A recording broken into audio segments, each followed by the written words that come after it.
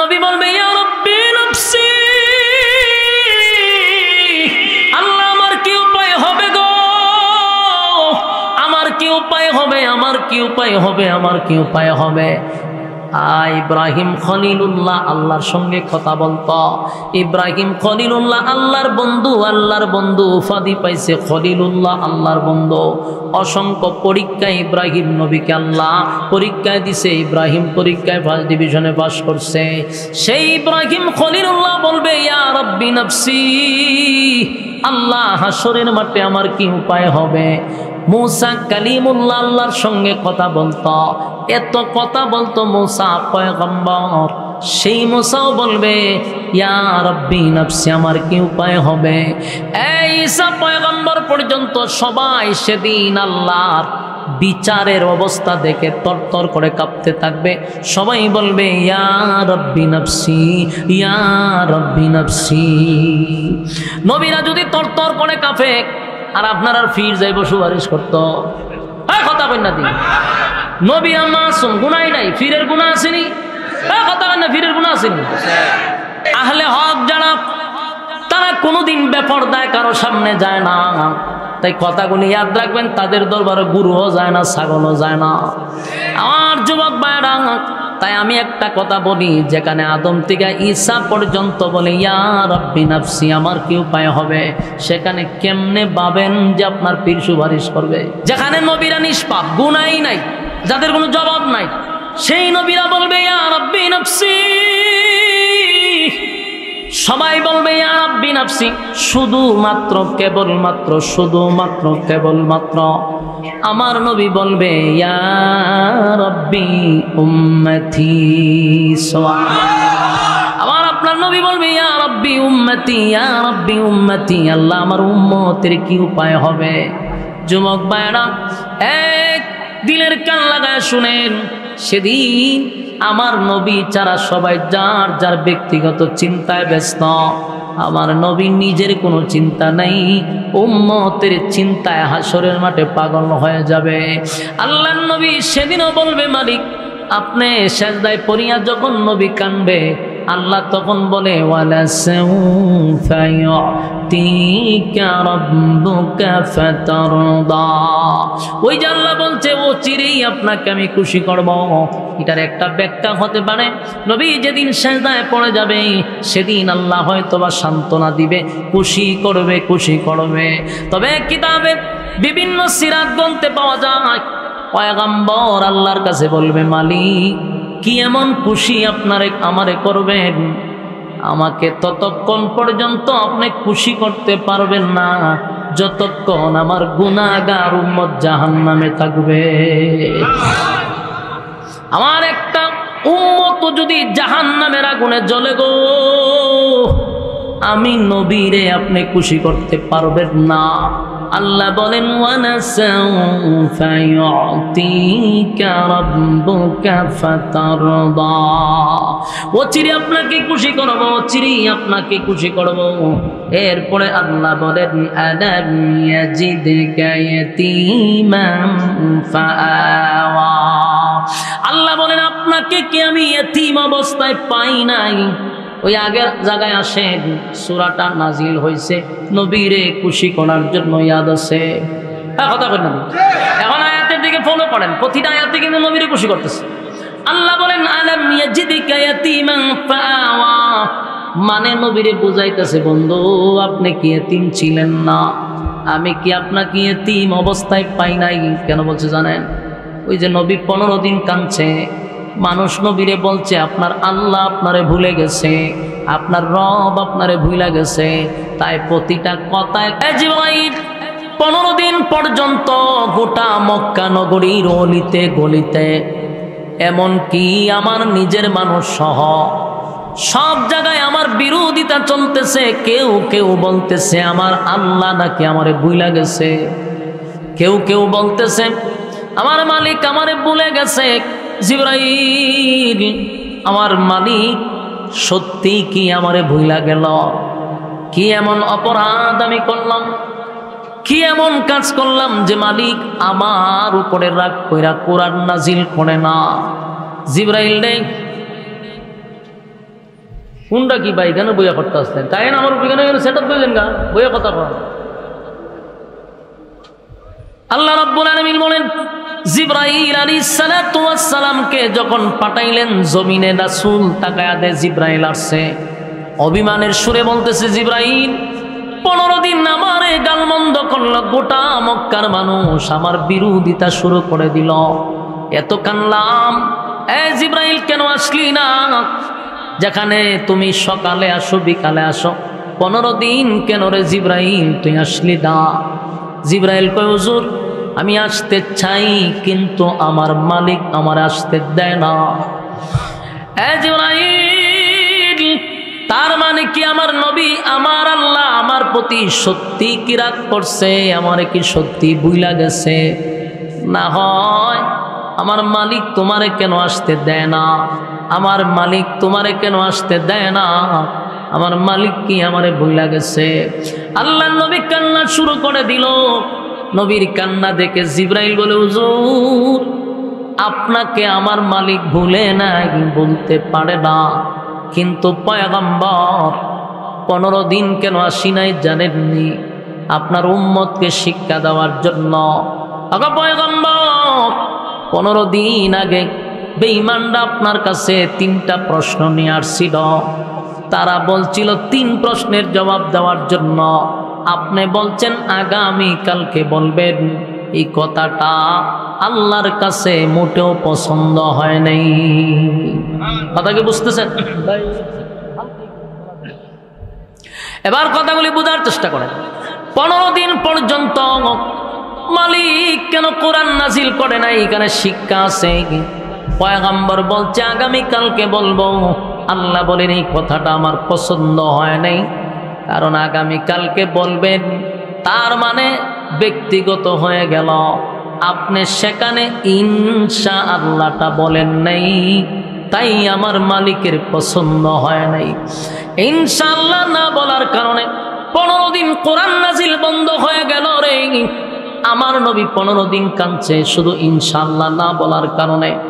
একটা কথা ইয়াদ রাখবেন নবী যদি ভুলেই যেত না হয় একদিন ভুলে গেছে 15 দিন কি আল্লাহর পয়গম্বর ইনশাআল্লাহ বলা ভুলে গেছিল?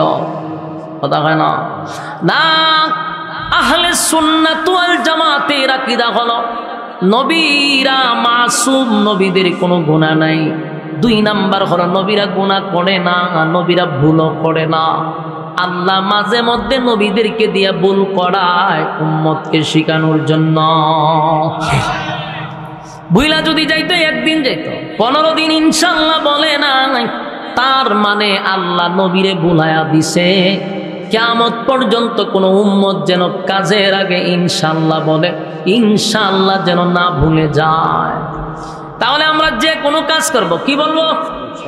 মাহফিল শেষ করে বাড়িতে যাব মাঝখানে থাকবে ইনশাআল্লাহ। খানা খাবো বলবো ইনশাআল্লাহ। ঢাকায় যাব ইনশাআল্লাহ, সিলেটে যাব ইনশাআল্লাহ। সব কাজে আমরা বলবো ইনশাআল্লাহ। কথা কি বুঝতেছেন? যুবক ভাইরা আরেকটা কথা হলো ইনশাআল্লাহ শব্দের অর্থ অনেকেই জানে না। ইনশাআল্লাহ শব্দের অর্থ হলো আল্লাহ যদি চায়। বলুন আল্লাহ যদি চায়। আপনারা কি বিরক্ত লাগতেছে নি? বিরক্ত লাগলে বক্তা লইও ছেড়ে দিই, আমার তো ডাবল সুবিধা। কিন্তু আপনারা আওয়াজে বোঝা যায় বিরক্ত হইতেছেন। তা আওয়াজও তো কম করে কুকুর তাক করে লাগাই দিলে দি হুতায় আলান বইটা বাবা শুরু করে দেয়। এই জন্য আওয়াজ দিতেই বলুন ইনশাআল্লাহ। আমাদের বোলাস আর যাইব সব কাজ আমরা কি বলবো? ইনশাআল্লাহ। আমরা সব কাজে বলবো ইনশাআল্লাহ। আমরা কোনোদিন যেন ইনশাআল্লাহ না বলি। এক ইনশাআল্লাহর জন্য নবী 15 দিন কাঁদছে, 15 দিন। তাই উম্মত যেন কোনো দিন ইনশাআল্লাহ না ভুলে রে। আল্লাহ বলেন বন্ধু শুধু ইনশাআল্লাহ না বলার কারণে কোরআন নাজিল বন্ধ করছি। আর নবীকে সান্ত্বনা দিয়া বলে পয়গম্বর মানুষ আপনারে গালি দেয়, মানুষ আপনারে বলে যে আপনার আল্লাহ আপনারে ভুলে গেছে, মানুষ আপনারে বলে আল্লাহ আপনাকে ভুলে গেছে। বন্ধু আমি আপনারে ভুলি নাই। 15 দিন নবী কাঁদছে, আমার আল্লাহ নবীরে খুশি করার জন্য, নবীরে সান্ত্বনা দেওয়ার জন্য, এই নবীরে খুশি করার জন্য, নবীরে সান্ত্বনা দেওয়ার জন্য আমার আল্লাহ তখন এই ঘটনার কেন্দ্র করিয়া সূরা দুহা নাজিল করছে। তাহলে সূরা দুহা নাজিল হওয়ার কারণটা বুঝছেন? কথা কয় একটা আওয়াজ দিও, এমনি তো জনসমুদ্র হয়ে গেছে, আমার আওয়াজটা বাড়ি তো করতে গা আওয়াজ দিয়ে আমার আওয়াজটা বের করে। অনেক সময় তো পাবলিকের উপর ডিপেন্ড করে ওয়াজ, এমনি যে অবস্থা দেখতে যে আওয়াজ না দিন আমার আওয়াজটা বাড়ি তো করতে গা, মেহরবানি করে একটা আওয়াজ দিও। কথাগুলি মনোযোগ দিয়ে শুনেন।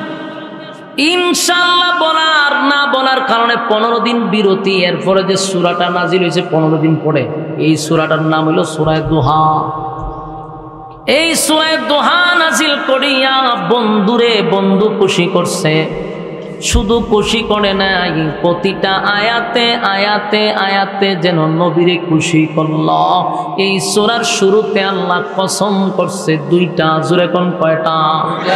দুইটা কসম করছে, দুইটা কসম, দুইটা কসম করে বন্ধুরে সান্ত্বনা দিছে। আল্লাহ বলেন ওয়াদ-দুহা ওয়াল-লাইলি ইযা সাজা। এখানে দুইটা কসম, ওয়াদ-দুহা দিনের আলোর কসম, দিনের আলোর কসম, দিনের আলোর কসম, ওয়াল-লাইলি ইযা সাজা রাতের অন্ধকারের কসম। তাফসীর কারকরা বলেন ওয়াদ-দুহার আরেকটা ব্যাখ্যা হলো, ওয়াদ-দুহার আরেকটা ব্যাখ্যা হলো ওয়াদ-দুহা নবী আপনার সুন্দর উজ্জ্বল চেহারার কসম।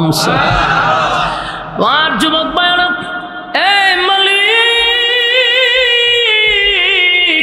বন্ধুর চেহারার কসম করছে গো, বন্ধুর চেহারার কসম করছে। ওয়াদ-দুহা বন্ধু আপনার সুন্দর চেহারার কসম। ওয়াল-লাইলি ইযা সাজার আরেকটা ব্যাখ্যা হলো বন্ধু আপনার কালো চুলের কসম, কালো চুলের কসম। নবীর সুন্দর চুল ছিল, তাই আল্লাহ বলেন ওয়াল-লাইলি ইযা সাজা আপনার কালো চুলের কসম, ওয়াদ-দুহা আপনার সুন্দর চেহারার কসম। তার মানে দুইটা কসম কেটে আল্লাহ বলেন মা ওয়াদ্দাআকা রাব্বুকা ওয়া মা ক্বালা। দুইটা কসম কেটে বলে বন্ধু আপনার সুন্দর চেহারার কসম, আপনার কালো চুলের কসম। মা ওয়াদ্দাআকা রাব্বুকা ওয়া মা ক্বালা আপনার রব আপনারে ভুলে নাই, ভুলে নাই।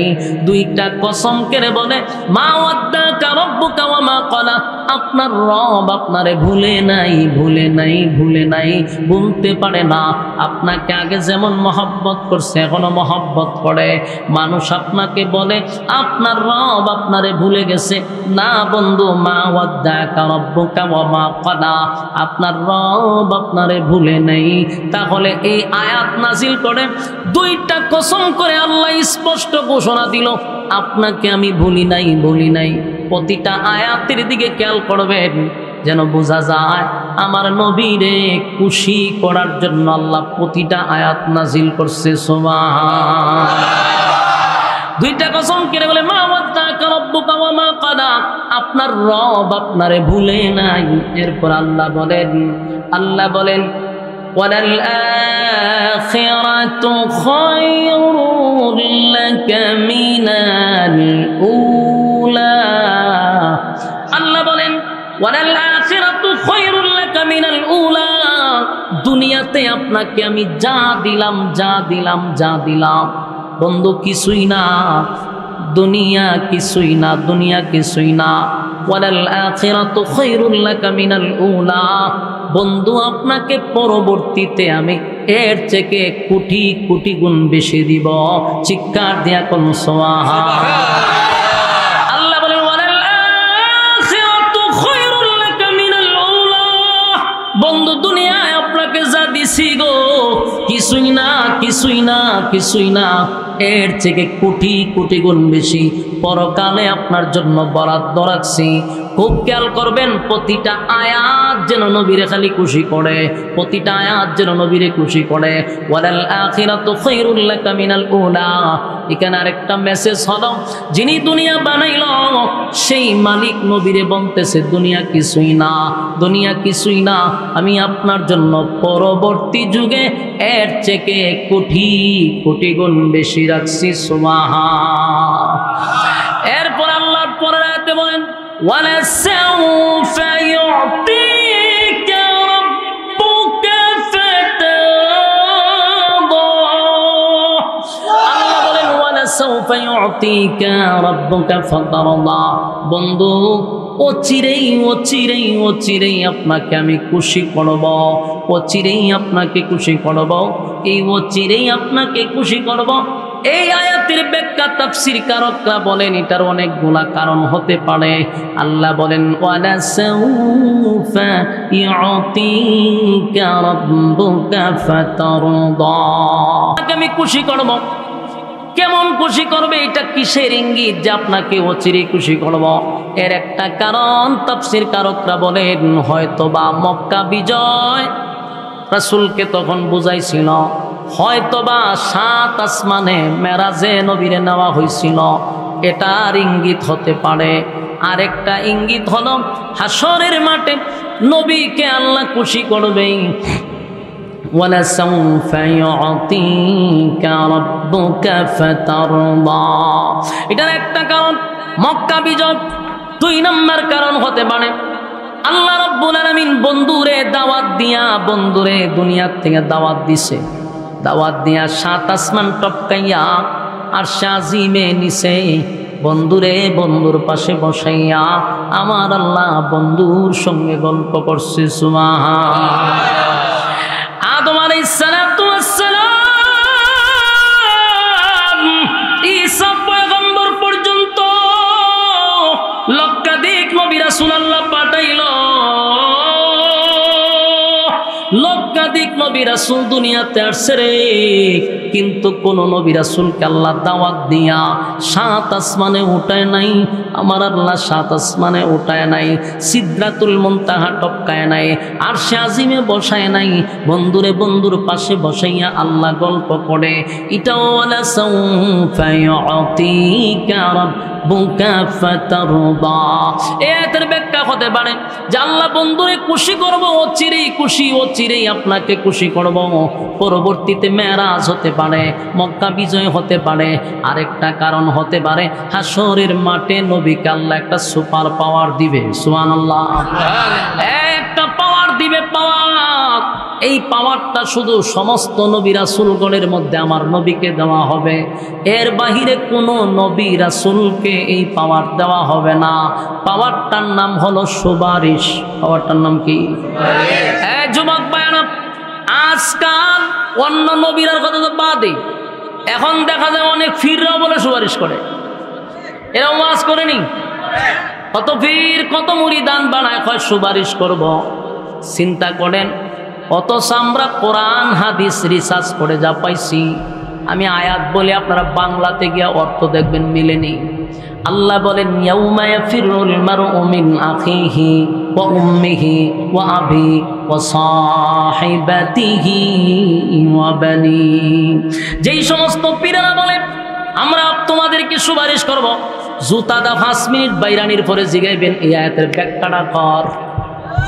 জুতা দা কয় মিনিট বাড়িবেন? 5 মিনিট বাইরানির পরে কবি আয়াতের ব্যাখ্যা কর। তুই যদি সুপারিশ করে তো আল্লাহ কি কইছে? আল্লাহ কইছে, আল্লাহ কি কইছে এটাকে উত্তর দেওয়ার পরে তোর ব্যাখ্যা নেমো পড়ে। সূরা আদম থেকে নিয়ে ঈসা সমস্ত নবীরা সেদিন থরথর করে কাঁপতে থাকবে।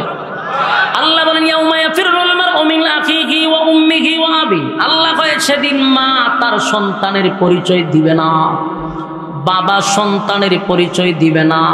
আল্লাহ নিজে কয় মা সন্তানের পরিচয় দিবে না, বাবা সন্তানের পরিচয় দিবে না। মাতৃকা বুঝি মাসির আদর বেশি। কথা কয় না, মাতৃকা কি মাসির আদর বেশি? মা পরিচয় দিত না, ফিরে দিব। হ্যাঁ, ফিরে যেই পরিমাণ লাউ ছাগল গরু খাইছে এটার জবাব দিতে তুই জুতার বাড়ি ভালো করব। তুই সারা জীবন মানুষকে ঠকাইয়া গরু খাইলি ছাগল খাইলি এটার জবাব দেয়। ভণ্ডামি আপনারা যদি একসাথে লড়াই না করেন ভণ্ডামি দেশ দিয়ে যাইব না। আমার প্রশ্ন হলো আল্লাহ যেখানে কইতেছে মা বলবে আমার বিয়ে হইছে না, সন্তানকে ভালো করে মা চিনবে, বাবাও তার সন্তানকে চিনবে, অস্বীকার করবে কেন জানেন? শুধুমাত্র একটা নেকির কারণে। মা চিন্তা করবে আমি যদি আমার সন্তানকে বলি হ আমি তোর মা, সন্তান যদি তখন আমার কাছে একটা নেকি চায় রে কোথার থেকে আমি নেকি দিব, তাই সন্তানকে দেখার পরও মা অস্বীকার করবে। মার থেকে কি আপন কেউ আছে? মার থেকে আপন কেউ নাই। বলুন মার থেকে কি ফির বেশি আপন? আমরার দেশে যে একটা সিস্টেম বাড়িছে এটা মা বাবার থেকেও ফির বেশি আপন। বছরে 1 কেজি গোস্ত মা বাপরে খাওয়ায় না, কিন্তু বাপরে গুরু দেলায়। হ্যাঁ, ফিরে গুরু দেয়, কিন্তু মা বৃদ্ধ মা বাবা গড়ে 1 কেজি ফল তো দূরের কথা, 1 কেজি গোস্ত বছরে খাওয়ায় না, ফিরের দরবারে হে গুরু ছাগল নিয়ে যায়। অথচ মা বাবার থেকে আপন। আরেকটা কথা, পীরের দোয়া কবুল একটা প্রমাণ যদি কেউ দিতে পারে তাহলে আর জীবন ওয়াজি করতাম না। আমি মৌলবী জানছেন আমারে, আমার দোয়া কবুল হইতেও পারে না হইতে পারে, কোনো গ্যারান্টি না, কোনো গ্যারান্টি না। কিন্তু মা বাবার দোয়া 100% গ্যারান্টি। মা বাবা যদি সন্তানের জন্য দোয়া করে এটা 100% কোনো ফর্দা নাই, এটা কবুল। এত বড় ফির ঘর তো ইয়া জড়া ল্যাংটারে ধরে।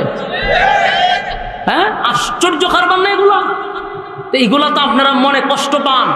আমি সবচেয়ে বেশি গুলো বলতেছি এবং মৃত্যুর আগ পর্যন্ত আমার মিশন, আমার ওয়াজুইটা বলতে থাকবো, আমি বলতেই থাকবো। আমার প্রশ্ন হলো যার দোয়া 100% কবুল তার 1 কেজি গোস্ত খাওয়াস না, তারে ফল খাওয়া, তারা তো 1000 টাকা দেয়, খুশি হইব। মা বাবা যদি খুশি হয় তাহলে তোর নামাজ রোজাও সব কবুল হবে, তোর হজ উমরা সব কবুল হবে। মা বাবা তোর প্রতি বেজার, তুই ফিরে গরু নিয়ে দেয়, এটা তো বন্ধ। মা বাপরে অল্পতেই মানুষ খুশি করতে পারে, কিন্তু ফিরে আপনি যতই দিবেন আপনার প্রতি খুশি না।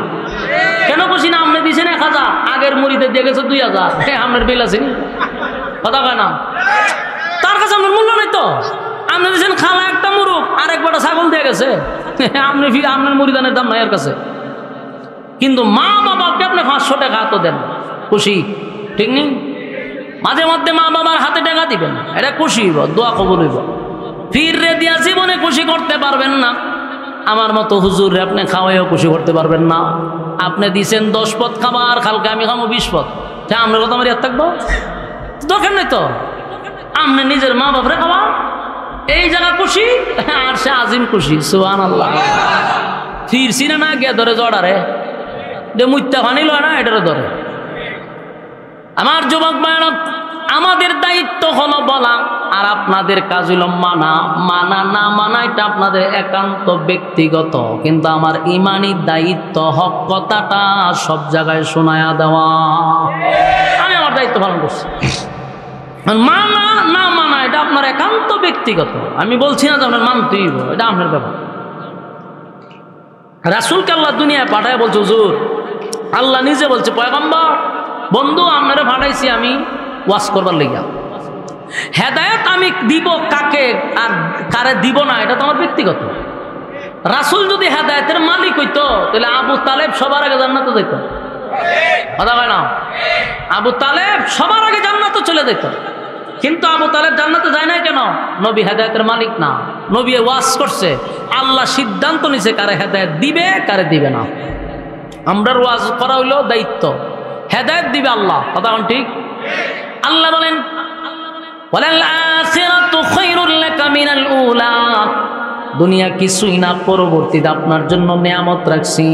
ওয়ালা সাউফা ইউতিকা রাব্বুকা ফাতারদা, অচিরে আপনারে খুশি করব। এই খুশিটা হতে পারে সিদরাতুল মুনতাহা টপকাইয়া আরশে আজিমের সুসংবাদ হতে পারে, মক্কা বিজয় হতে পারে।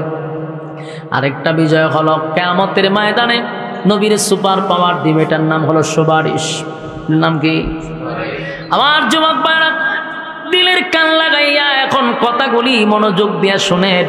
আদম নবী থেকে নিয়ে ঈসা পয়গম্বর পর্যন্ত সমস্ত নবীরা ছিল মাসুম, না গুনাহ ছিল? সব নবীরা ছিল মাসুম, তাদের কোনো গুনাহ নাই।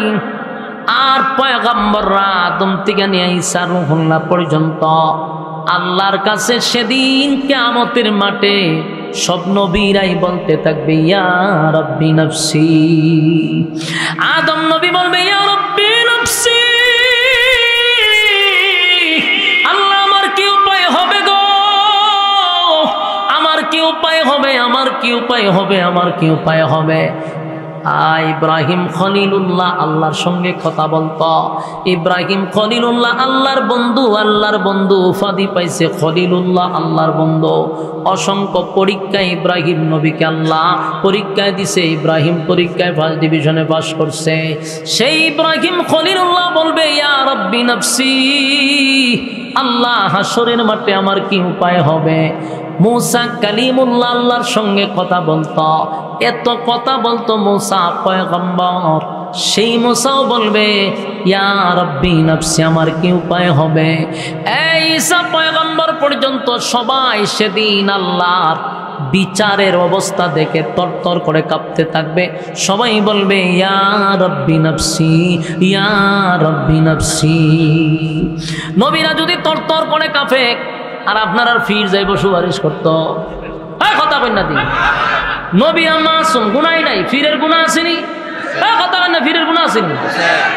আহলে হক যারা, তারা কোনোদিন বেপরদায় কারো সামনে যায় না। তাই কথাগুলি ইয়াদ রাখবেন, তাদের দরবারে গুরুও যায় না, ছাগলও যায় না।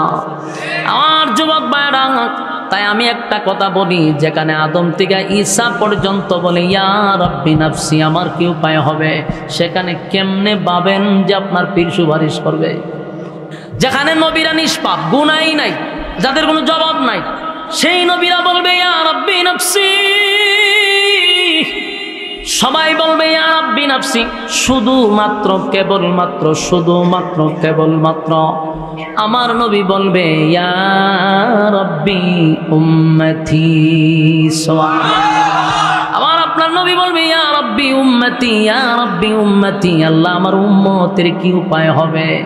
যুবক ভাইরা, এক দিলের কান লাগায় শুনেন, সেদিন আমার নবী ছাড়া সবাই যার যার ব্যক্তিগত চিন্তায় ব্যস্ত।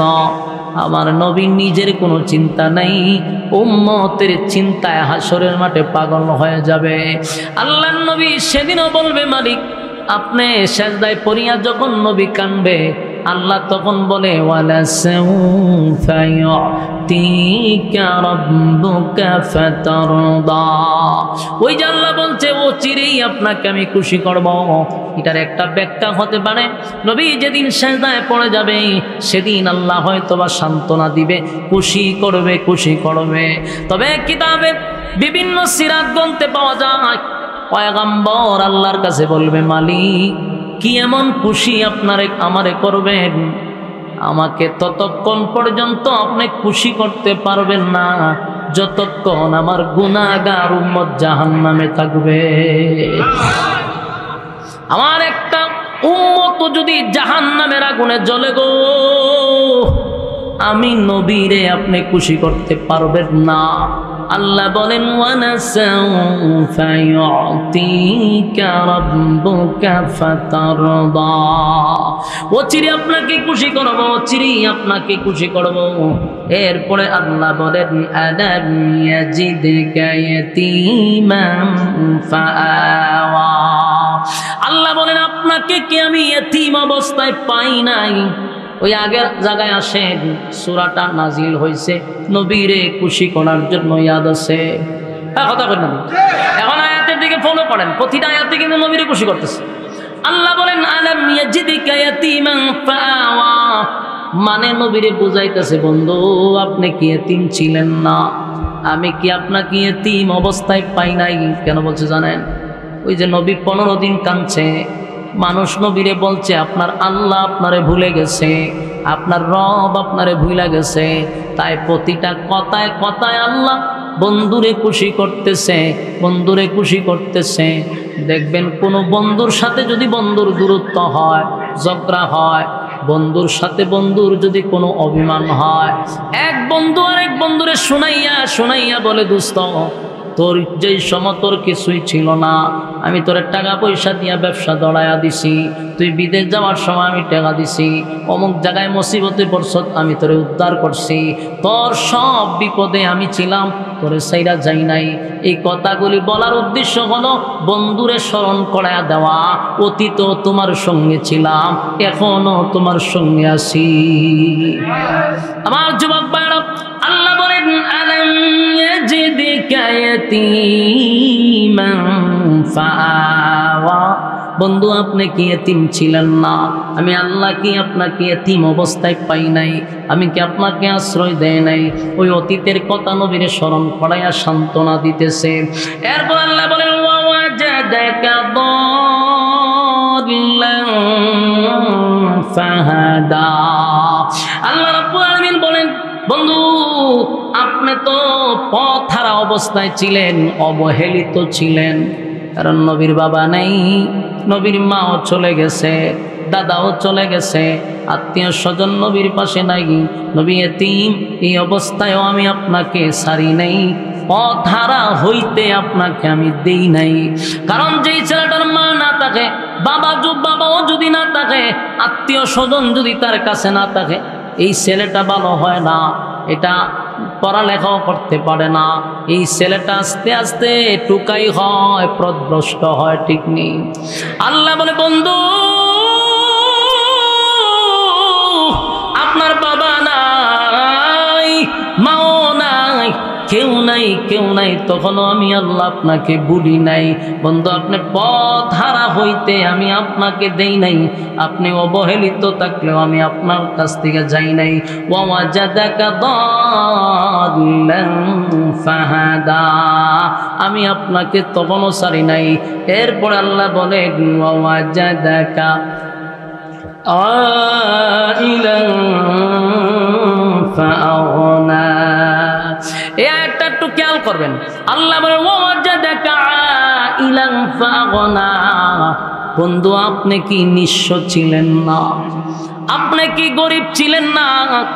আমি আপনাকে ধনী বানাইলাম, আপনি গরিব ছিলেন, আমি আপনারে ধনী বানাইছি। সুবহানাল্লাহ।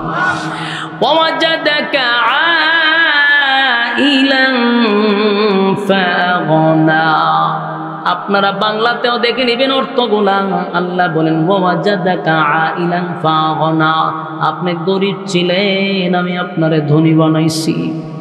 তার মানে আয়াতে কি বুঝলেন? নবী কি সব সময় গরিব ছিল না এক সময় আল্লাহ ধনী বানাইছে?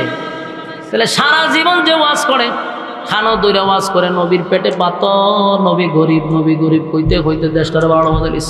আমার যুবক ভাইরা, আল্লাহ বলেন প্রত্যেকটা মানুষ এই কথাগুলি বোঝার দরকার। ওয়াজাদাকা আইলান ফাআগনা, আপনি গরিব ছিলেন, আমি আল্লাহ আপনাকে ধনী বানাইলাম গো নবী। তাহলে এখান থেকে বোঝা যায় নবী সব সময় গরিব নয়, নবী ধনী ছিল। খাদিজা, আম্মা জান খাদিজা নবীর বিবি, কোটিপতি ছিল, তখনকার যুগের সবচেয়ে বড় শিল্পপতি ছিল, ব্যবসা বাণিজ্য ছিল খাদিজা। খাদিজার সমস্ত সম্পদ নবীর কদমে খাদিজা ঢেলে দিছে। নবী কোটি কোটি টাকার তখনই মালিক ছিলেন, কিন্তু নবীর কাছে রাখে নাই, সব ইসলামের সাথে দান করে দিছে। ইসলামের প্রচার প্রসারে ব্যয় করছে খাদিজার সমস্ত সম্পদ। গরিব তো ঠিক আছে, পেটে পাথর বাঁধছে, কিন্তু এত গরিব কইয়া ইসলামকে এত ছোট করা যাবে না। ইসলামকে আপনারা নিষেধ করছে। এখন আপনি 20 তালা বিল্ডিং এর মালিক, ইসলামকে আপনি নিষেধ করছে যে বিল্ডিং করেন যেত না। আপনি 1,00,000 কোটি টাকার মালিক হন, অসুবিধা নাই তো। যদি 1,000,00,000 কোটি টাকার মালিক হয়ে আপনি আল্লাহকে না বলেন, তাহলে আরো টাকার মালিক হন, কোনো অসুবিধা নাই। ইসলাম নিষেধ করে না। যদি নিষেধই করতো, তাহলে হযরত সুলাইমান আলাইহিস সালাতু ওয়াস সালামকে আল্লাহ বাদশা বানাইতো না। আমার কথা বুঝতেছে? দাউদ পয়গম্বরকে আল্লাহ বাদশা বানাইতো না, আইয়ুব নবীকে আল্লাহ বাদশা বানাইতো না। অনেক নবী দেশের বাদশা ছিল, বাদশা। ইসলাম নিয়ে স্টাডি করা দরকার। বাপ দাদার গিচ্ছা পরে এরা ভাই বাবু, এই জন্য ইসলাম নিয়ে স্টাডি করেন। হযরত সুলাইমান নবীকে আল্লাহ গোটা পৃথিবীর বাদশা বানাইছে, গোটা পৃথিবীর শুধু একটা দেশের বাদশা নয়, গোটা পৃথিবীর আসমানের নিচে যত জায়গা সুলাইমান নবীর আল্লাহ বাদশা বানাইছে। তো সুলাইমান নবী কি ধনী ছিল না? কথা কানা দিই, উনি স্বর্ণ দিয়া ঘর বানাইছে, স্বর্ণ দিয়া সুলাইমান নবী, কিন্তু 1 সেকেন্ডের জন্য আল্লাহকে ভুলে নাই। কথা বুঝতেছেন? মূল কথা হলো আপনি 1000 কোটি টাকার মালিক, কোনো সুবিধা নাই তো, ইসলাম আমরা নিষেধ করে নাই। মূল কথা হলো আল্লাহকে যেন আমরা না বলি। আবার একেবারে গরিব হইও তো আল্লাহরে বলে না। এই জন্য ইসলামকে এত শুরু করেন না মানুষের কাছে। একেবারে মাদ্রাসা গুলিতে আমরা এমন একটা অবস্থা করি, পাঞ্জাবি বলতে বলতে উঠতে জায়গা, ওরে ভাই তোরই ফিরাগি করছে, কেটা করছে, এটা কি ফিরাগি নাকি? পাঞ্জাবি বললে উঠবো কেন? আমাকে দেখলে আমার সম্মান দেখে যেন আর একটা ছেলে মাদ্রাসায় ভর্তি করতে বাধ্য হয়, আমার অবস্থান দেখে আমার মাদ্রাসায় ভর্তি করতে হবে না। আমি যদি পাঞ্জাবি বিছানা বললে উঠতে জায়গা, টুপির মধ্যে 5 মন লেগে থাকে, শরীরের মধ্যে ভাড়ার গন্ধ করে, আমার আরেকবার বাচ্চা নিয়ে দিব মাদ্রাসাত পড়বার লেগে, তোমার সুরত দিকে হবে সর্বনাশ। এই মৌলবি ভরানোর দরকার নেই। এগুলো তো তোমরা ইসলামের ক্ষতি করতেছ, ইসলামের ক্ষতি হচ্ছে, ইসলামের কোনো উপকার হচ্ছে না। এই জন্য কথাগুলি মনোযোগ না, বিরক্ত হইতেছে।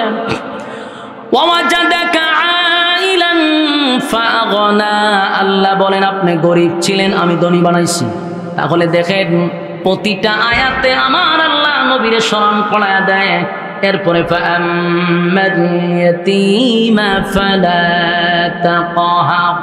আল্লাহ বলেন বন্ধু আপনি এতিম ছিলেন, তাই এতিমের প্রতি আপনি কঠোর হবেন না। আমার নবীর শিখাচ্ছে আল্লাহ, তার মানে কিয়ামত পর্যন্ত উম্মতি মুহাম্মদী যারা আছে আমরা শিক্ষা গ্রহণ করলাম, এতিমদের প্রতি আমরা কঠোর হব না। কথা বুঝতেছেন? আপনারা গ্রামে এতিম নাই? এতিমদের সাথে আপনারা বেইনসাফি করবেন না। অনেক আপন চাচারা এতিম ভাইয়ের ছেলের সঙ্গে, ভাই মারা গেছে ছেলের সঙ্গে বিচার করে, সম্পত্তি দিয়া মানুষের সঙ্গে বেবিচার করে। কিয়ামতের কঠিন ময়দানে জবাব দিতে হবে। আল্লাহ কয় আপনি এতিম ছিলেন, এতিমের প্রতি কঠোর হইয়েন না। কথা বুঝতেছেন? তাহলে এতিমের প্রতি কঠোর হওয়া যাবে না। এরপরে আল্লাহ বলেন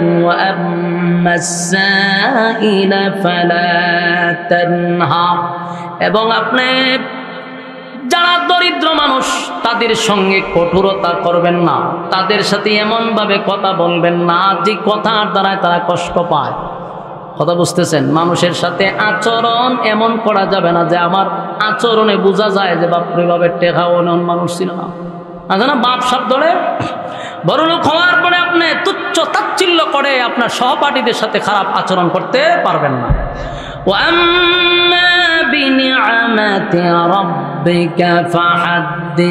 আল্লাহ বলেন আপনার রব আপনাকে যেই পরিমাণ নিয়ামত দিছে বন্ধু, সেই নিয়ামতের শুকরিয়া আদায় করেন এবং সেই নিয়ামত যে আপনার মালিক দিছে মানুষের সামনে এটা প্রকাশ করেন।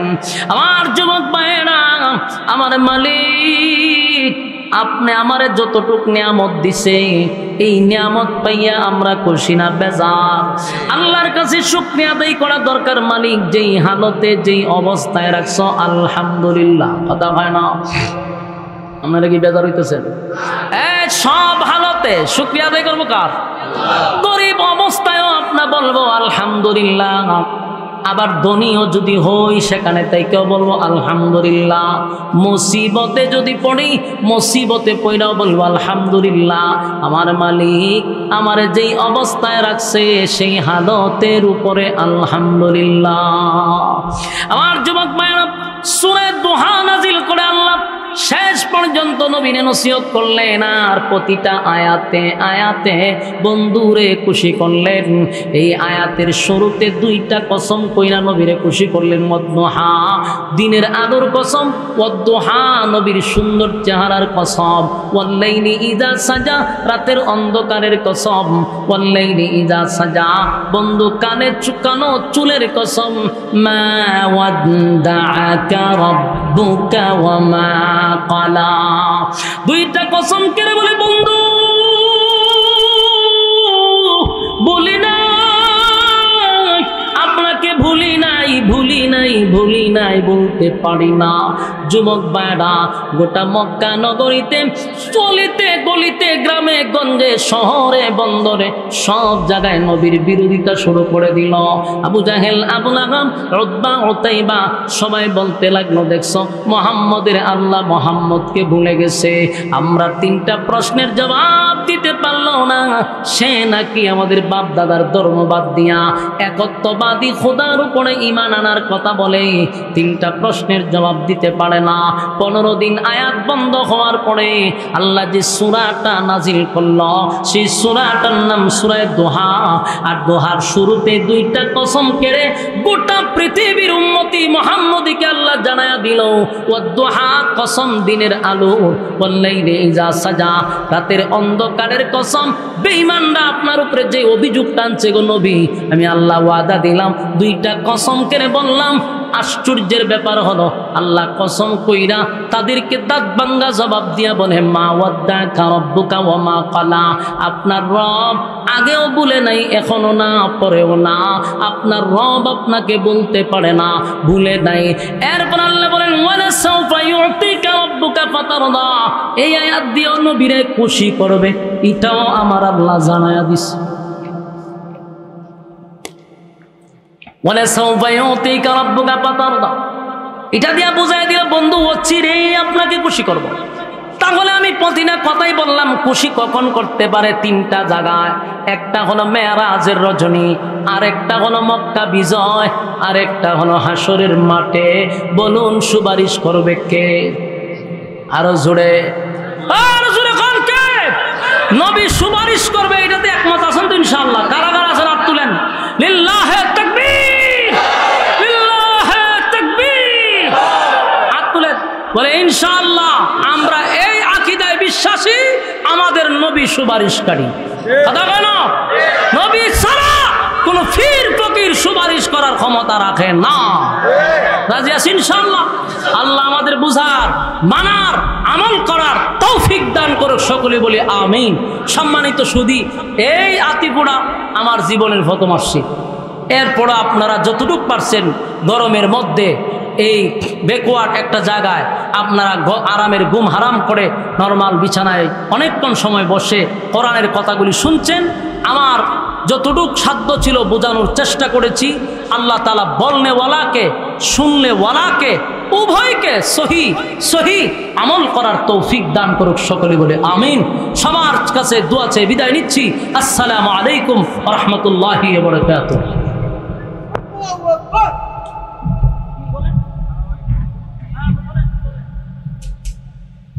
الله وحده لا شريك له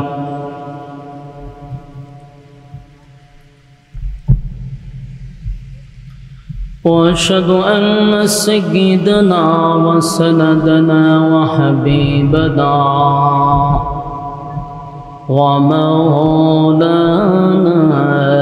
محمدا عبد الله ورسوله أرسله بالحق بشيرا ونذيرا وداعيا إلى الله بإذنه وسراجا منيرا. أما بعد فأعوذ بالله من الشيطان الرجيم. بسم الله الرحمن الرحيم.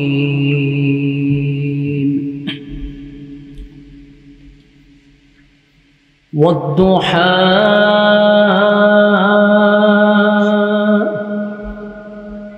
والليل إذا سجى ما ودعك ربك وما قلى وللآخرة خير لك من الأولى.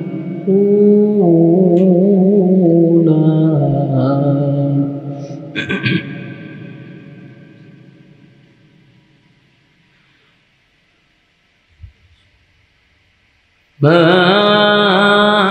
ودعك ربك وما قلى وللآخرة خير لك من الأولى.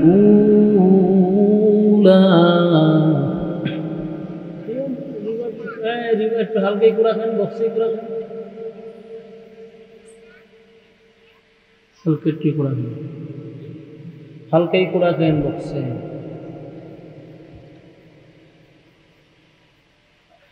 ولسوف يعطيك ربك فترضى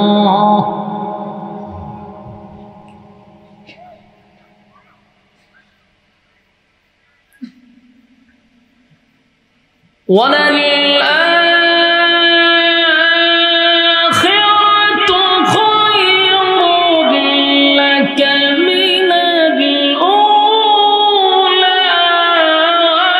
ولسوف يعطيك ربك فترضى.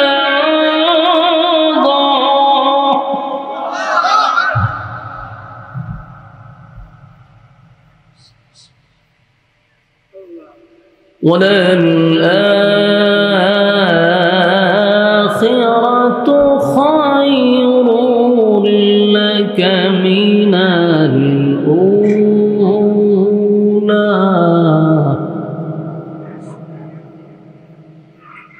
ولسوف يعطيك ربك فترضى.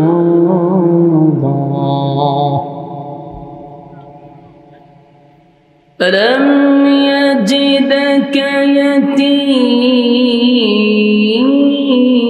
يتيما فآوى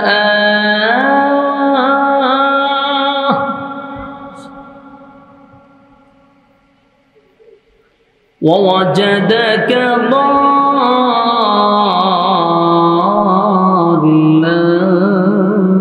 فهدى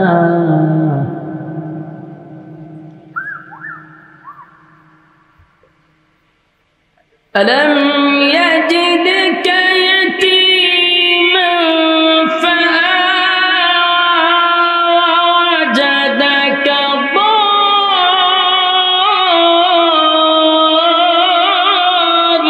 ضالا فهدى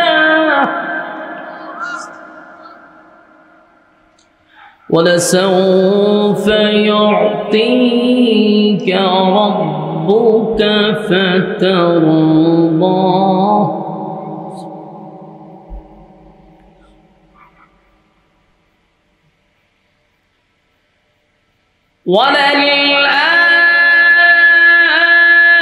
وللآخرة خير لك من الأولى ولسوف يعطيك ربك فترضى.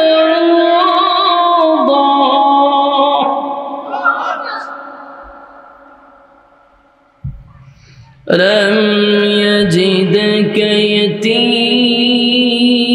يتيما فآوى ووجدك ضالا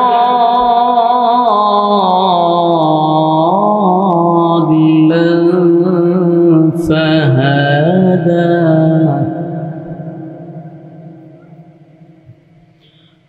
ووجدك عائلا فأغنى فأما اليتيم فلا تقهر وأما السائل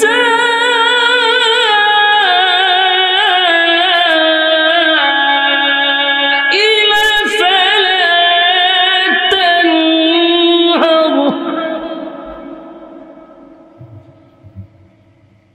وأما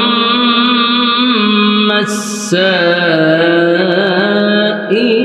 فلا تنهر وأما بنعمة ربك فحدث صدق الله العظيم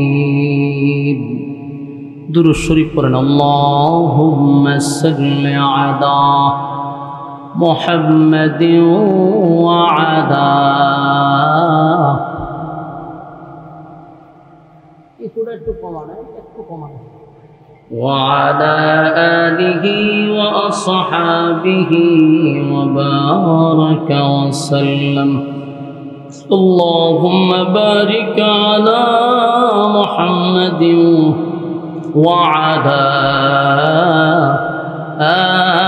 آل محمد كما باركت على إبراهيم وعلى آل إبراهيم إنك حميد مجيد मेरा दिल तलब रहा है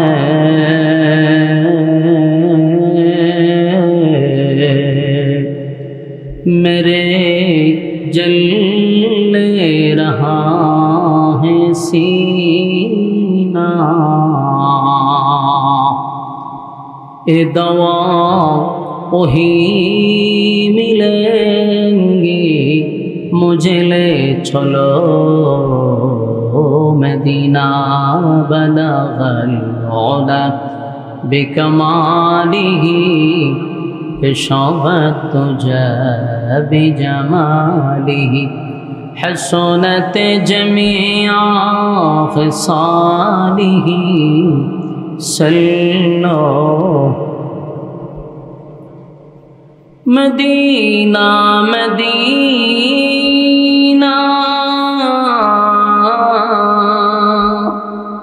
मदीना मदीना मदीना मदीना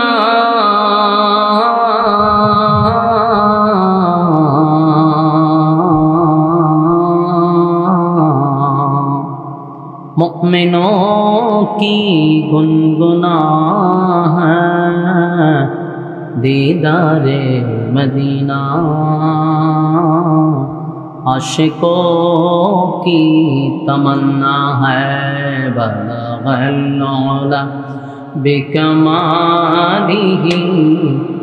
शौबत तुझे बिजमालिही हसनत जमीआ सल्लो अलैहि আলহামদুলিল্লাহ নাসিরনগর থানার অন্তর্গত আতুকুড়া রৌজাতুল জান্নাত মহিলা মাদ্রাসার উদ্যোগে আয়োজিত বার্ষিক ওয়াজ মাহফিলের সম্মানিত সভাপতি হাফিজ মোহাম্মদ বশির আহমদ লিলু সাহেব, আরও আছেন হাফিজ নুরুল আলম খান সাহেব, আলহাজ মোহাম্মদ নাজিম উদ্দিন বাচ্চু মিয়া, জনাব মোহাম্মদ আলাউদ্দিন সাহেব। আজকের মাহফিলের যিনি প্রধান অতিথি, আপনাদের এলাকার মাটি ও মানুষের পরিচিত জনাব অ্যাডভোকেট AKM কামরুজ্জামান মামুন সাহেব। সম্ভব্য আপনাদের এই ব্রাহ্মণবাড়িয়া জেলার যিনি সম্মানিত একজন প্রার্থী এবং উনি আইনজীবী সভাপতি আইনজীবী সমিতি, এছাড়াও আগামীতে আপনাদের একজন পরিচিত মানুষ যদি আল্লাহ তাআলা ওনাকে দিয়ে দিনের কোনো কাজ করায় তাহলে আমরা তাকে সাপোর্ট করব ইনশাআল্লাহ। যার দ্বারা দিনের কাজ হবে আমরা তাদেরকে সাপোর্ট করব ইনশাআল্লাহ। দিগার অতিথিবৃন্দ, মুআজ্জাজ মুকাররম হযরত উলামায়ে কেরাম, উপস্থিত আছেন নওজোয়ান তরুণ যুবক ভাইরা, মুরব্বিয়ান আযম, মাইকের আওয়াজ যতটুকু দূরে যায় অবস্থানরত আছেন পর্দানিশী মা ও বোনেরা, সকলকে আমার অন্তরস্থল থেকে জ্ঞাপন করছি মুবারক। শুকরিয়া আদায় করছি যে রব্বে কারীম মুসলমানের ক্লান্তি লগ্নে ফিতনা ফাসাদের যুগে দুনিয়ার সমস্ত কাজকর্ম পিছনে রেখে, সমস্ত ব্যস্ততাকে পিছনে রেখে বরকতি মজলিসে আসার এবং বসার যে তৌফিকটুকু রব্বে কারীম আমাদেরকে সুস্থ অবস্থায় দিয়েছেন, শুকরিয়া আদায় করছি আলহামদুলিল্লাহ।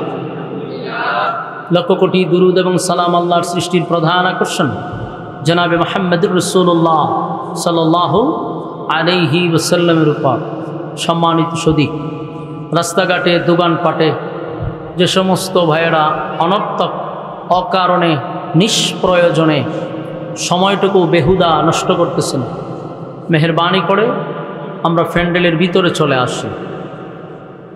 মাজালিসুল কোরআন, মাজালিসুল্লাহ, কোরআন হাদিসের মজলিস, এটা দামি মজলিস, আল্লাহর মজলিস, আল্লাহ ওয়ালাদের মজলিস। মেহেরবানি করে সময়টুকু অনর্থক নষ্ট না করুন। আল্লাহ রাসূল বলেন, নাজালাত আলাইহিমুস সাকিনা, যতক্ষণ দিনই মজলিসে কেউ বসা থাকে উপর থেকে সাকিনা রহমত নাজিল হয়।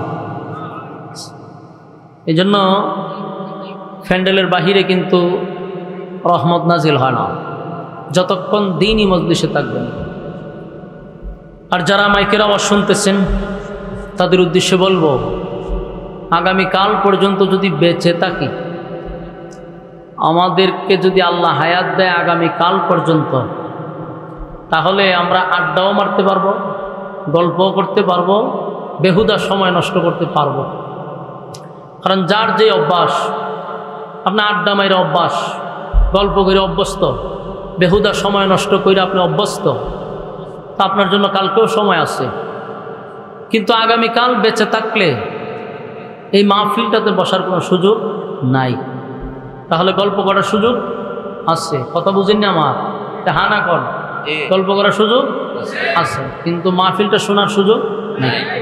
তাহলে বুদ্ধিমান ওই ব্যক্তি যে দুনিয়ার সমস্ত কাজকর্ম বাদ দিয়ে এই মাহফিলে এসে বসে গেছে।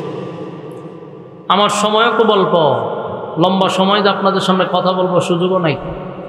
আর আতিহুড়া এই এলাকাতে আমি যদিও প্রথম আসছি, কিন্তু এই এলাকাটা আমার একটা রক্তের সম্পর্ক, আত্মীয়তার কারণে আপনাদের এখানে আসতে হয়েছে। আর না হয় এদিকে আমি খুব কমই আসি, সুযোগ নাই।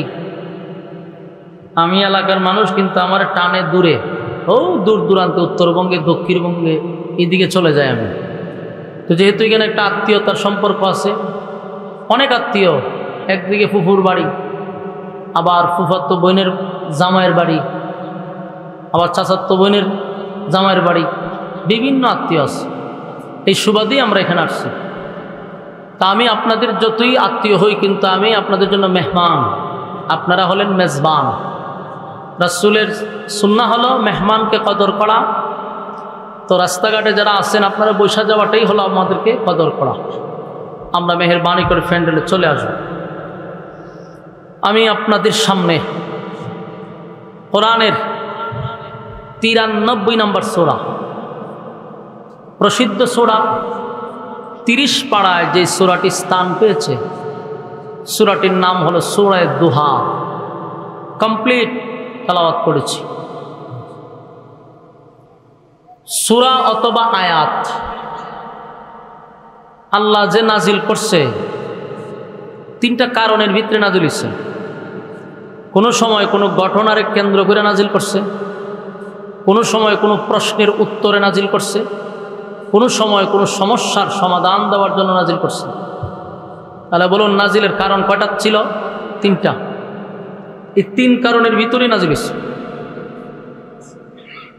1 ঘটনাকে কেন্দ্র করে, 2 সমস্যার সমাধানে, 3 প্রশ্নের উত্তরে। তো রাসূল আরবি সাল্লাল্লাহু আলাইহি সাল্লামের কাছে কোরআন এই 3টা কারণের ভিতরে নাজিল হয়েছে। আমি যে সূরাটা আপনাদের সামনে তেলাওয়াত করলাম, এই সূরাটা নাজিল হয়েছে প্রশ্নের জবাবে। তিন কারণের মধ্যে কয় কারণ পেলাম? এক কারণ, প্রশ্নের জবাবে নাজিল হয়েছে।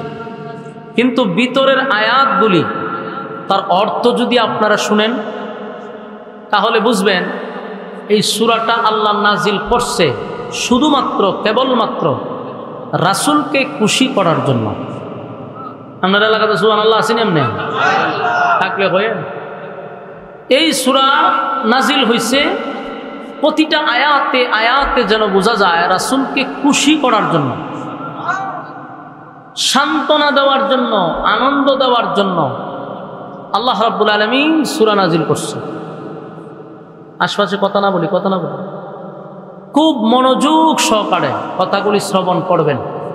আমাদের গ্রামগঞ্জের একটা অভ্যাস কি জানেন? বক্তারে আলোচ্য বিষয় দেওয়া হয়, হুজুর আপনি রাসূলের শান অনুযায়ী আলোচনা করেন।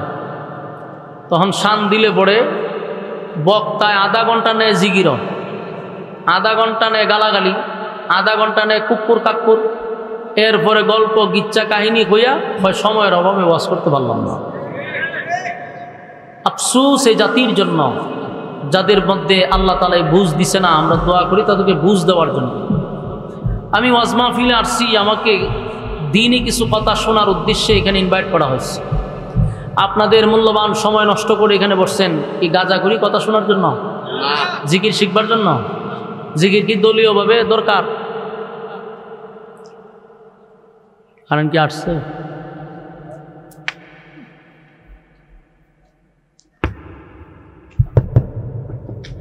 জিকির ঘরে বসেও করা যায়, এটা একান্ত পার্সোনাল ইবাদত। বলুন, জিকির একান্ত পার্সোনাল ইবাদত।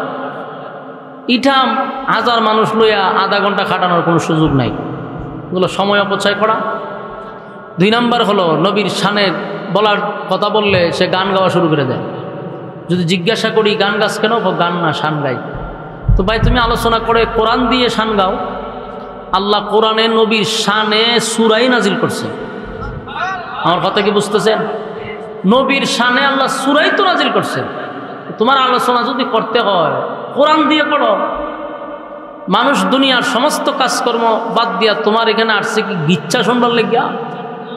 এখানে অনেক শিক্ষিত পার্সন থাকে, বেচারা উচ্চ শিক্ষিত মানুষ তোমার কাছে আসছে কিছু কথা শোনার জন্য। এখন যদি বুং বাং গাজা করি গিচ্ছা বাচ্চা বলে মাহফিল শেষ হইল নি।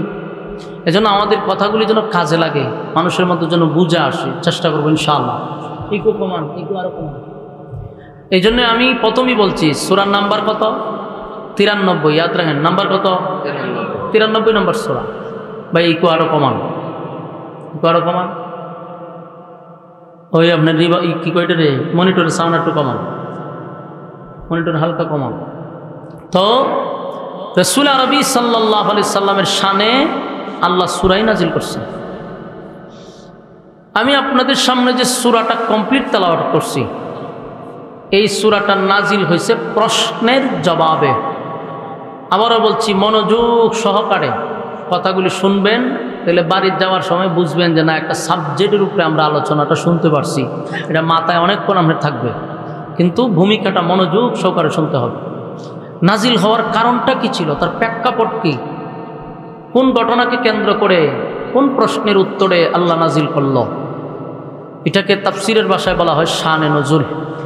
তো নাজিল হওয়ার কারণটা ছিল রাসূল সাল্লাল্লাহু আলাইহি ওয়াসাল্লাম যখন মক্কাতুল মুকাররমায় কালেমার দাওয়াত দিত, গোপনে দিছে 3 বছর, প্রকাশ্যে আসছে পড়ে। যখনই উনি প্রকাশ্যে আসলো কালেমার দাওয়াত দিতে, প্রথমেই ওনার রক্তের মানুষগুলো ওনাকে বাধা দিছে, গোষ্ঠীর মানুষ বাধা দিছে। তারপরে আশপাশ মানুষ নবীকে এই দাওয়াতের ক্ষেত্রে বাধা দিছে। বাদাম যখন মানল না, তখন তারা সমালোচনা শুরু করলো। এই ভাই সাহেব কথা বল করে দাঁড়ে বই আবার কথা বলনি, কথা কই না, কথা কই না, রিল্যাক্স। এখন বুঝেন, যখন নিজের মানুষ প্রথম দিক দিয়ে বাধা দিছে, এরপরে বাধা রাসূল না মানার কারণে বিরোধিতা শুরু করছে, এরপরে সমালোচনা, অপপ্রচার, এক কথায় যেভাবে রাসূলকে গাইল করা যায়। কিন্তু আল্লাহ রাসূল কি থামছে? কাজ চালায় গেছে, থামে নাই। শেষ পর্যন্ত তারা বিভিন্নভাবে রাসূলের চাচা আবু তালেবের কাছে গেছে যে আপনার বাতি জায়গায় সামলান, বাপদাদার ধর্ম পালন করে আইতেছি, সে চুনকালি মারতেছে। আল্লাহ রাসূলের চাচাও রাসূলকে বুঝাইছে। আল্লাহ রাসূল বলছেন, চাচা আমাকে আল্লাহ ফাটাইছেই এই কাজের জন্য, আমার মিশন সাকসেস করতে। এতে আপনার চাচাও যদি আমার বিরুদ্ধে যান, তামাম পৃথিবী যদি আমার বিরুদ্ধে যায়, আমি থামবো না। এটা আমাকে আল্লাহ দায়িত্ব দিছে, তাই দায়িত্ব পালন করতে যদি আমাকে শাহাদাত বরণ করতে হয় সেটাও করব। কাফেররা রাসূলকে অফারও দিছে, লোভ দেখাইছে, রাজত্ব দিবে, নারী দিবে, বাড়ি দিবে, অর্থ দিবে। রাসূল বলছে সূর্য চন্দ্র দুইটা দেওয়া সম্ভব না, কিন্তু সূর্য আর চন্দ্র যদি দুই হাতে দেন তাও সম্ভব হবে না। সুবহানাল্লাহ। তো তারা বুঝলো যে না, হবে না। পরে তারা রাসূলের সাথে কয়েকবার বসছে, মিটিংয়ে বসছে এটা সুরাহা করার জন্য, কিন্তু যতবার তারা বসে ততবারই রাসূলের সঙ্গে তারা হাইরা যায়। যতবারই টকশোতে বসছে ততবারই তারা হাইরা যায়। কোনোভাবেই রাসূলের সঙ্গে তারা কথা বলে পারে না। বিজ্ঞ বিজ্ঞ মক্কার সবচেয়ে শিক্ষিত লোকগুলা একত্রিতভাবে বসত, কিন্তু এমন এক কথা রাসূল বলে উত্তর দেওয়ার মতো যোগ্যতা কারো নাই। সুবহানাল্লাহ। তো তারা বারবার লজ্জা পায়, বারবার লজ্জা পায় যে আমরা যে এতবার যাই কিন্তু তার সাথে তো কথা বলে পারি না, কি করা যায়? তো এদের মধ্যে একজন লোকে বলতেছে যে শোনো, আমরা কিয়ামত পর্যন্ত যদি মুহাম্মদের সাথে কথা বলতেই থাকি ততবারই আমরা হারতে থাকবো, কোনোভাবেই আমরা জিততে পারবো না। কারণ তার কাছে যে এলেম এটা আসমানি এলেম, আর আমরা যে এলেম লইয়া যাই এই এলেম দুনিয়ার জাগতিক এলেম, এটা দিয়ে পারা যাবে না। যেমন এর একটা বাস্তব এক্সাম্পল আপনারা দিলে বুঝতে পারবেন। গত 16 বছর আপনারা টকশো দেখছেন, কিতা দেখেন, বইয়ে বেয়া সিরিয়াল দেখেন, ইতা তো দেখেন না, দেশের খবর রাখতে হয়। 16 বছর টকশো হয়েছে কীভাবে জানেননি? 5টা নাস্তিক থাকতো, একজন আলেমরে রাখত পরিকল্পিতভাবে। উদ্দেশ্য তাদের একটাই ছিল, জাতির সামনে আলেমদেরকে ছোট করা, মানক্ষুণ্ণ করা। কারণ এরা মনে করছে বাগা বাগা একেবারে শিক্ষিত নাস্তিকগুলার এনে বসাই তার একজন আলেমরে ইনভাইট করতে। কিন্তু আল্লাহর কি কুদরত, এক আলেমই ফার্স্ট নাস্তিকরে হুতায় দিত, কোনোভাবেই তারা পারে না। আমরা টকশুগুলো দেখেন না, শাকাত হোসেন রাজি টকশু দেখেন, দেখেন 5টা-6টা নাস্তিক বেড়ায় ধরত, কিন্তু এমন এক কথা কইতো এরা জবাব দেওয়ার কোনো সুযোগ নেই। কারণ আলেমদের কাছে যে এলেম এটা আসমানি এলেম। তুমি যত বড় পণ্ডিতই হও আর যত বড় শিক্ষিতই হও, তোমার কথা যেখানে শেষ এখান থেকে আলেমদের কথা শুরু। এটা অনেক বাস্তব। 64 জেলার এমন কোনো জেলা নাই যেখানে আমি ওয়াজ করছি না, সব জেলা আমার ঘোরা শেষ। তো মাঝে মধ্যে অনেক এমপি মন্ত্রীরাও দাওয়াত করে মাহফিলে প্রধান অতিথি হিসাবে, তো মাইকটা লইয়া বক্তব্য দিত খার হয়। আমি যখন বোঝা যায় এই বেচারাতে বক্তব্য দিতেছে, হাতেও খাপে ফাও খাপে, যখন বোঝা যায় কয়েক গ্লাস পানি লাগবে, তার কথাই কইতে পারে না, গুছাইতেও পারে না, কথা কইতেও পারে না, অথচ ডিগ্রির অভাব নাই। আর আমাদের মতো ওলামায়ে কেরাম যারা আছে, আমরা কয়েক লক্ষ মানুষের সামনে বসান, 5 ঘন্টা কথা কইলে 2 ডেয়ার জিব্বা একখানা হবে না। কথা বুঝতেছেন? এটা আল্লাহ প্রদত্ত, এটা দুনিয়াবি নয়। তো রাসূলের সঙ্গে তারা কথা বলে যখন পারলো না, হাইরা গেল, তো এদের মধ্যে একজনে বলতেছে যে ওনার কাছে যে এলেম এটা তো আসমানি এলেম, আমরা পারবো না। তখন বলতেছে কি করা, তার সাথে তো আমরা কথা বলে জিততে হবে। আমরা যদি এভাবে হারতে থাকি তো আমরা মান সম্মান যাইব, আর মানুষ আমাদের কাছ থেকে দূরে সরে যাবে। তখন বলল যে মক্কাতে আসমানি এলেমওয়ালা লোকও নাই, মদিনাতে আবার অভাবও নাই। প্রয়োজনে মদিনার থেকে আমরা ভাড়া করে নিয়ে আসবো, তারপরও মুহাম্মদের সাথে টকশোতে বসাবো। যেই কথা সেই কাজ। এরা একটা টিম একত্রিত হইয়া 450 কিলোমিটার দৌড়াইয়া মদিনায় গেছে। সেখানে গিয়া তাওরাতের যে আলেম, এই তাওরাতের আলেমদের কাছে গিয়া বলল যে আমরা বহু দূর থেকে আসছি, মক্কা থেকে আসছি, আমাদের বংশের আবাতিজা, কিন্তু এখন হঠাৎ করে নিজেকে রাসূল দাবি করে, একত্ববাদী খোদার দাওয়াত দেয়, 360 মূর্তিকে অস্বীকার করে। তার সাথে ডিবেটে বসি, বারবার হারি, যতবারই তার সাথে কথা বলি ততবারই আমরা লজ্জিত হই, কোনোভাবেই কথা বলে তার সঙ্গে পারি না। কথা বুঝতেছেন? তাওরাতের আলেমরা যখন সব বর্ণনা শুনলো, শোনার পরে বলল ঠিক আছে, আমি বলি আপনারা উত্তর দিবেন। ওই তাওরাতের আলেমরা কিতাবের দিকে তাকায় রইছে, বলতেছে ওনার বংশের নাম কি কুরাইশ বংশ? মক্কার মানুষ হয়ে রয়েছে যে আমরা কিছু কইবার আগে উনি জানলো কিভাবে? বললো জি হ হ হ কুরাইশ বংশ। ওনার বাবা তো দুনিয়াতে উনি আসার আগেই বিদায় হওয়ার কথা। ওনার বাবার নাম কি আব্দুল্লাহ ছিল। এখন মক্কার মানুষ তো অবাক হয়েছে, ঘটনা কি রে? আমরা আসলাম এদেরকে নেওয়ার জন্য, এখন এরা দিয়ে আমরা আগেই তত্ত্ব দেওয়া শুরু করছে। হ আব্দুল্লাহ ছিল। মার নাম কি আমেনা ছিল? বলে হ আমেনাই ছিল। দাদার নাম কি আব্দুল মুত্তালিব ছিল, খানায় কাবার মুতাওয়াল্লি ছিল? বলে হ। এভাবে একটার পর একটা বর্ণনা দেওয়া শুরু করছে। সুরত বলতে লাগলো, চেহারা বলতে লাগলো, আখলাক বলতে লাগলো।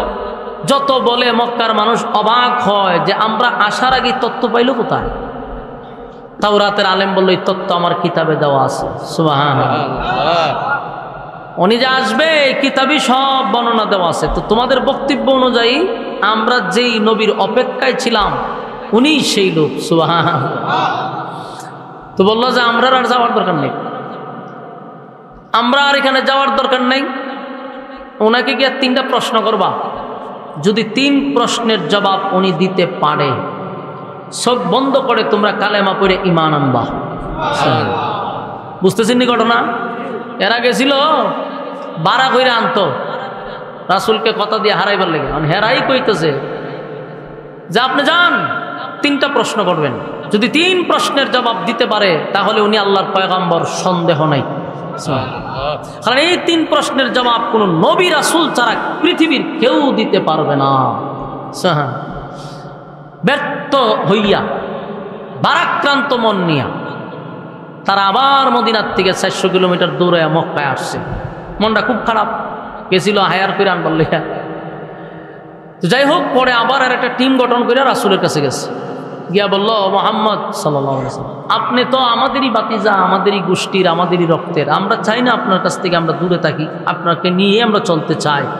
কিন্তু প্রশ্ন হলো আমরা আপনাকে 3টা প্রশ্ন করব, যদি 3 প্রশ্নের জবাব দিতে পারেন তাহলে আমরা সবাই আপনার কাছে কালেমা পড়ে ঈমান আনবো।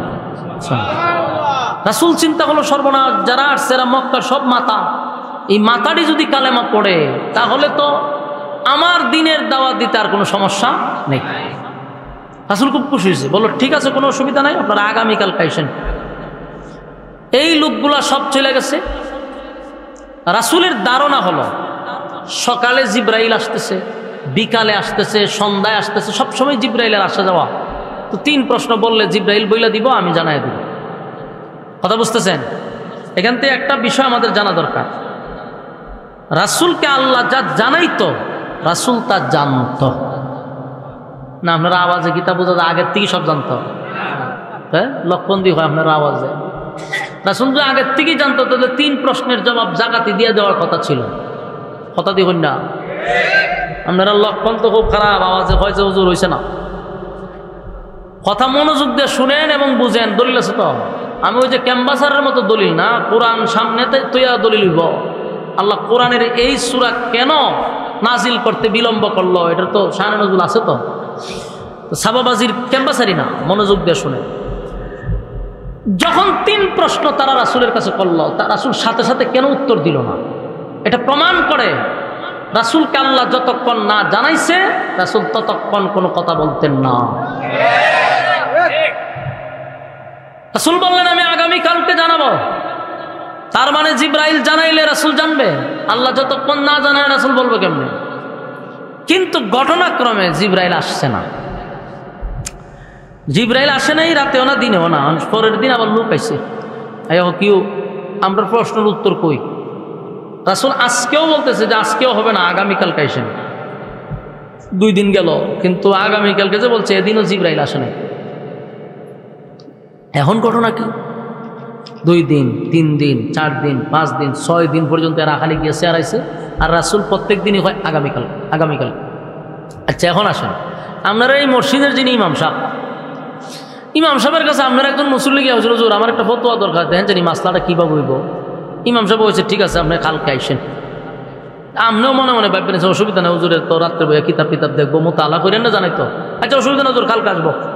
পরের দিন আবার হুজুরের কামরাত গেছেন, হুজুর আমার মাস আলাটা আজকে পারতাম না, কালকে। এদিন আপনি মাইনা নিলেন।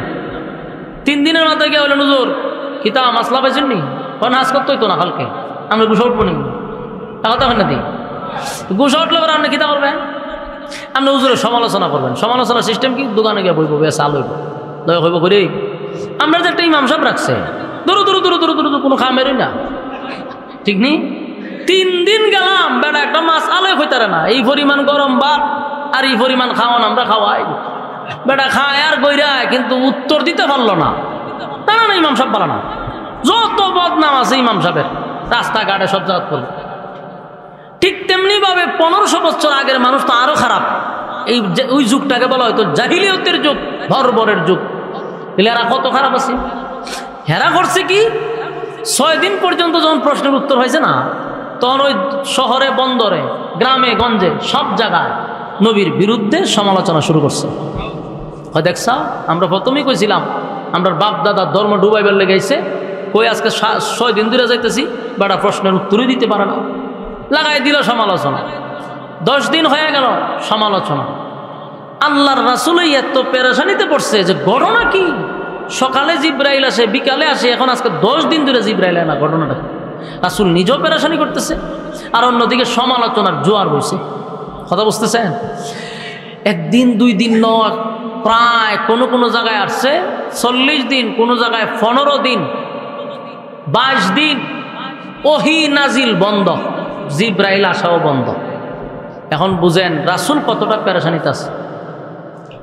আল্লাহর রাসূলের কাছে মানুষ বিভিন্ন মন্তব্য করে, বিশেষ করে নবীর আপন চাচি আবু লাহাবের বউ একদিন কইতেছে, মোহাম্মদ তোমার কাছে যে একটা শয়তান আইতো, ওনার আয় না, নাউজুবিল্লাহ আসেনি, আপন চাচি উম্মে জামিল। তার মানে শয়তান কারা বলছে? জিব্রাইলটা বলছে, তোমার কাছে শয়তান আসতো, ওনার আসে না। রাসূলের অনেক কষ্ট লাগছে। আবার কেউ বলতেছে মোহাম্মদের আল্লাহ মোহাম্মদকে ভুলে গেছে, নাউজুবিল্লাহ। এখন বলুন নবীর কতটা কষ্ট। নিজের মানুষ নবীর বিরোধিতা করতেছে, আল্লাহ ভুলে গেছে, এমন কথা তো নবী সহ্য করতে পারতেছে না। রাসূল কাঁদতেছে, টানা 15 দিন আল্লাহর পয়গম্বর চোখ দিয়া পানি জড়াইছে। কতদিন? 15 দিন কাঁদছে, ওহী বন্ধ। এখানে তাফসীর কারকরা আরো কয়েকটা কারণ উল্লেখ করছে। ওহী বন্ধ হওয়ার আরো কয়েকটা কারণ ছিল। একটা কারণ হইল কোরআনটা এটা প্রচুর লোড, এটা রাসূলের উপরে যখন নাজিল হইতো কোরআন, আল্লাহর রাসূলের শরীরে তাপ উঠতে যেত, রবির শরীরে কম্পন সৃষ্টি হইতো, এটার বহন ওজন করাটা কষ্ট হয়ে যেত। তাই রাসূলকে আল্লাহ রেস্টে রাখার জন্য কিছুদিন কোরআন নাজিল করা বন্ধ রাখছিল, নবীকে রেস্টে রাখার জন্য। এটা একটা কারণ ছিল, কারণ কোরআনে এত লোড ছিল, রাসূল যদি কোনো উটের উপরে বসা থাকত, তখন যদি কোরআন নাজিল হইতো, উটের পাগুলি জমিনে ঢুকে যেত। তাহলে কোরআন এটা বহুত ওজন। তো এই জন্য রাসূলকে আল্লাহ রেস্টে রাখার জন্য 15 দিন কোরআন বন্ধ ছিল। কিন্তু কাফের বেঈমানরা এটা নিয়ে পুরা তুলভার সৃষ্টি করে দিছে। আর নবী প্রতিদিন কান্দে, প্রতিদিন কান্দে, প্রতিদিন কান্দে। কানতে কানতে নবী অস্থির, দৌড়ায় যা আসমানের দিকে তাকায়, গিরে জিব্রাইল আয় না কা। এদিকে রাসূলকে গালির উপরে গালি, 3 প্রশ্নের জবাব দিতে পারা। কানতে কানতে রাসূল একদিন তাকায় দেখে জিব্রাইল আসমান থেকে নামতেছে। সুবহানাল্লাহ। 15 দিন পরে জিব্রাইল নামছে। আল্লাহ রাসূলের মনের মধ্যে কষ্ট, চতুর্দিকে রাসূলের বিরোধিতা শুরু হয়েছে। জিব্রাইল এসে রাসূল অভিমানের সুরে বলল, তোমার আজকে আওয়ার সময় হয়েছে। আল্লাহ রাসূল কাঁদতেছে।